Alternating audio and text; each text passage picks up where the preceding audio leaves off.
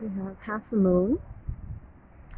And there's a saying in Spanish, La luna es mantiza, something like that. Ça se da con deprisa. And so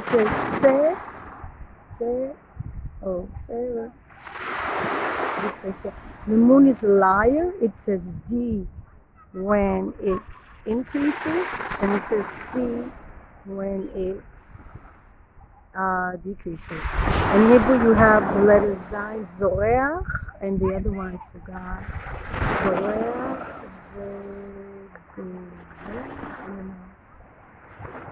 you can see it's a D. Now it's getting larger. So instead of decreasing, it's increasing when you see the D. And if you see the C, it's getting decreasing. It's kind of the opposite. Anyway, that's enough for me. It's really beautiful here. I must say I enjoy the ocean better when I don't touch it, because it's not the cleanest ocean at the moment. And I just enjoy watching it because it's so beautiful to watch.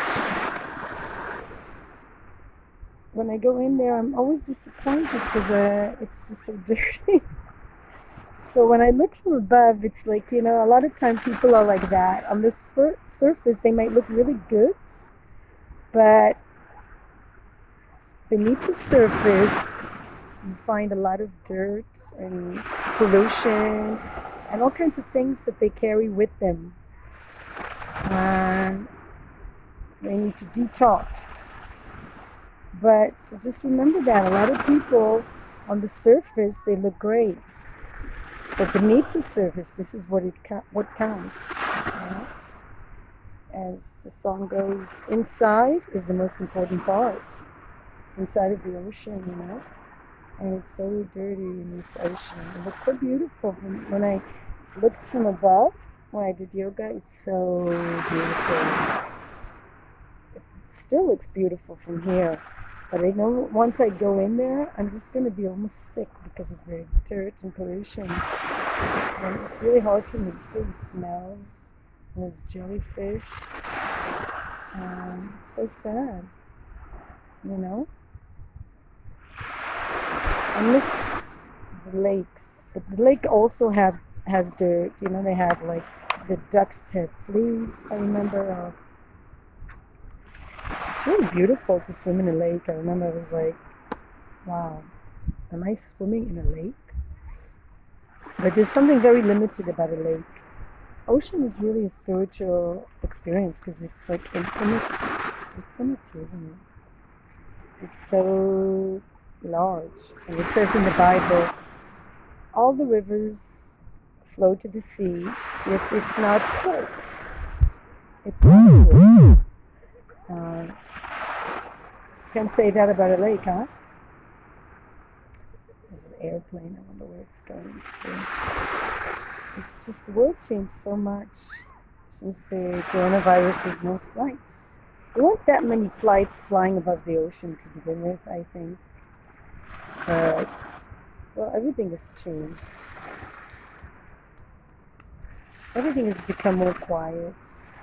I think I've definitely become more settled, not going out as much. I hesitate to go out. Let's go to work in the ocean. I don't want to go to places where there are crowds.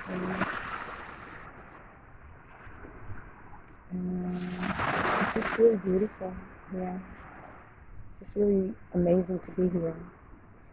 But it doesn't smell very good. And I just hope Israel one day does something about the ocean to make it clean, because I think I just don't feel it's healthy to swim anymore. I used to love swimming. Maybe later on, maybe in September, October, I won't be able to swim. It won't be so polluted, I don't know. But it's definitely a safe ocean. We have lifeguards, which other oceans I didn't see around the world had lifeguards always here. Well, until sunset. No, until like, when do they go home? I don't remember. Before they go home, they constantly talk on a loudspeaker, and here in the religious speech, they actually talk Yiddish. They say, one time I heard the lifeguard say, "Oy vey, oy vey," in Yiddish, or in like, "Oh no." It was so funny. There's a lot of Yiddish speaking people here. It's very quiet because according to Jewish belief, superstition, I must say, or belief, you're not allowed to. It's better to avoid going swimming because it's these days until Tisha BeAv, which is tomorrow evening. Jews all over the world, well, the ones who have faith, they mark the destruction of the temples, both first and second temple, and they say that the destruction of the first and second temple were because of hatred, unnecessary hatred.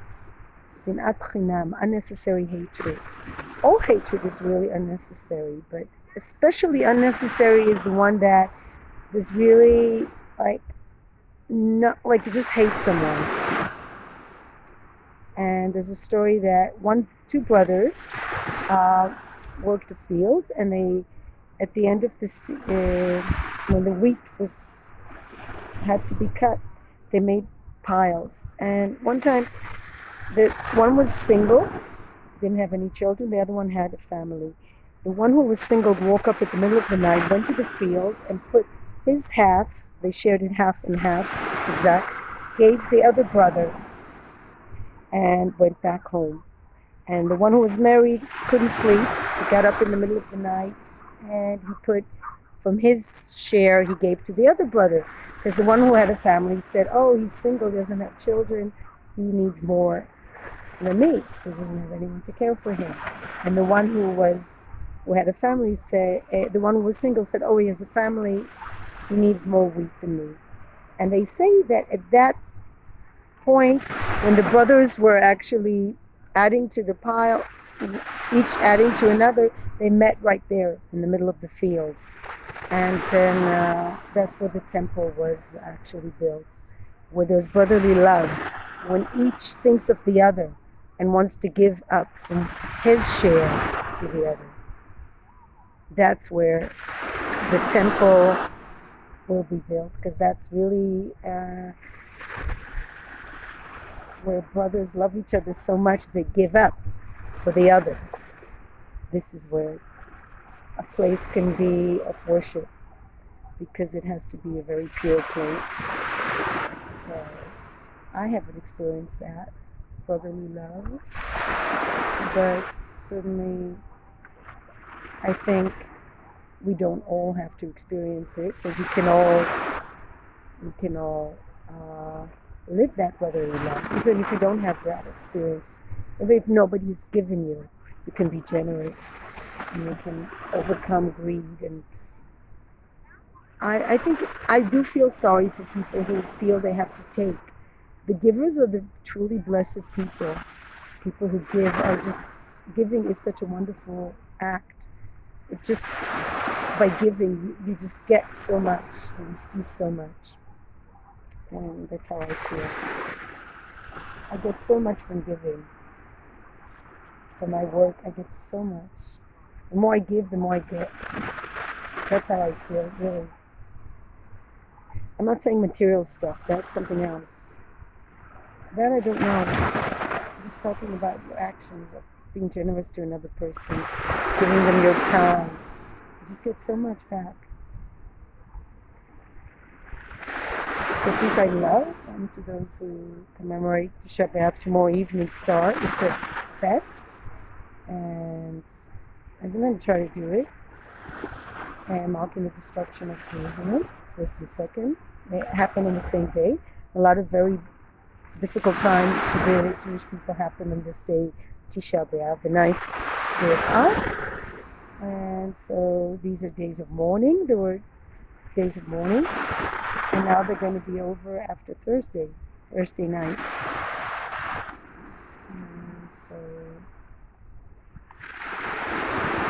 anyway, it's special to mark days because then I think it's really special when everybody's sharing it. Like there's no coffee places open, and there's an atmosphere of mourning, which is really special. Synagogue, I've seen people sitting on the ground. They follow tradition of mourning because the Jewish people lost their temple and their city, but they came back, here to stay forever and ever. Yes, I am a Zionist, I admit. In the truest sense of the word, I think this is our home. Definitely the home of the Jewish people. There's such a deep connection between the land and the people. It's a difficult place, but who said it? Who said a relationship that's deep has to be easy, right? Who said life has to be easy? Who said love?